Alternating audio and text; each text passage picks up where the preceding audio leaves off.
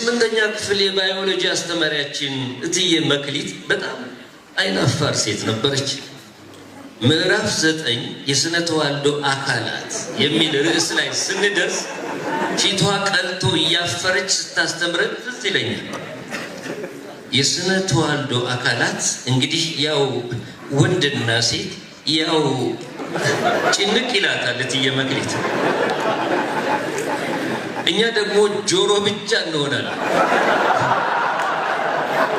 60 የምንሆን የአንድ ክፍል አጉል ዕድሜ ላይ ለምንገኝ ተማሪዎች ይሄ ጉዳይ የነፍሱ ጉዳይ ነው።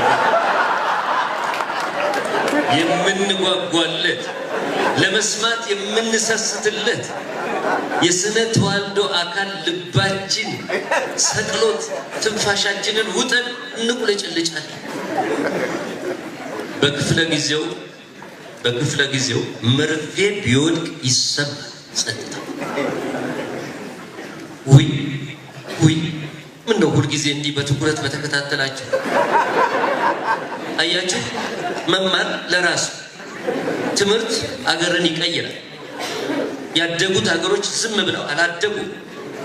ትምህርት እኛ ስለ ስነ ተዋልዶ አካላት ለመስማት ዋብተን እትዬ ምክሯ ሲያልቅባት ወንድ ልጅ ሲጎረምስ ፂምስ ማውጣት፣ የተለያየ የሰውነት ክፍሉ ላይ ፀጉር ማብቀል እና ድምፅ መጎርነን ይጀምራል። ገባችሁ?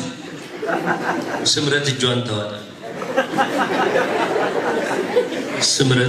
ታወጣለች። ፀጉር የሚወጣባቸው የተለያዩ አካላት የትኞቹ ናቸው ቲቸር? ውይ አንቺ ደግሞ ፈተና ላይ የማይመጣ ነገር ነው ትልና ታፍራለች እትዬ።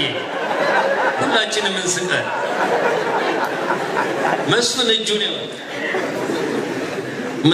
እጁን ያወጣል።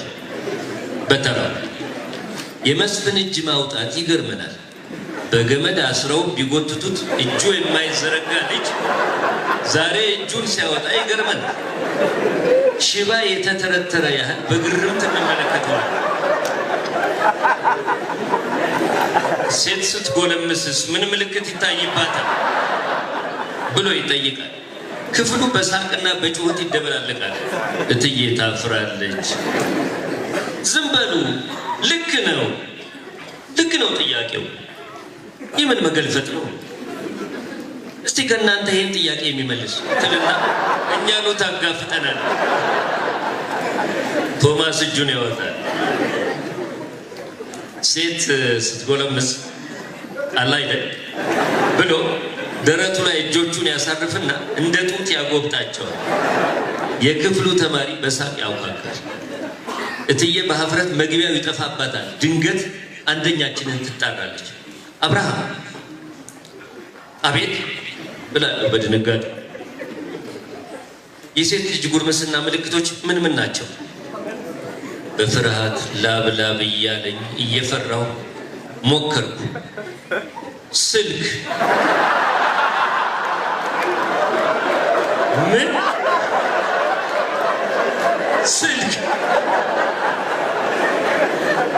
ስልክ ማለት ያባዬ ስልክ። ክፍሉ በሳቅ ተንጫጫ። ጥያቄው አልገባህም? እንድቀመጥ ምልክት አሳየች። መልሱ ስላልገባት ጥያቄው አልገባህም ትላለች እንደ ብዬ አኮረፍኩ። አጎጠጎጤ፣ የድምፅ መስረቅረቅ፣ የዳሌ መስፋት እና የወር አበባ ማየት የሴት ልጅ ጉርምስና ምልክቶች መሆናቸውን ባዮሎጂው ነገረን።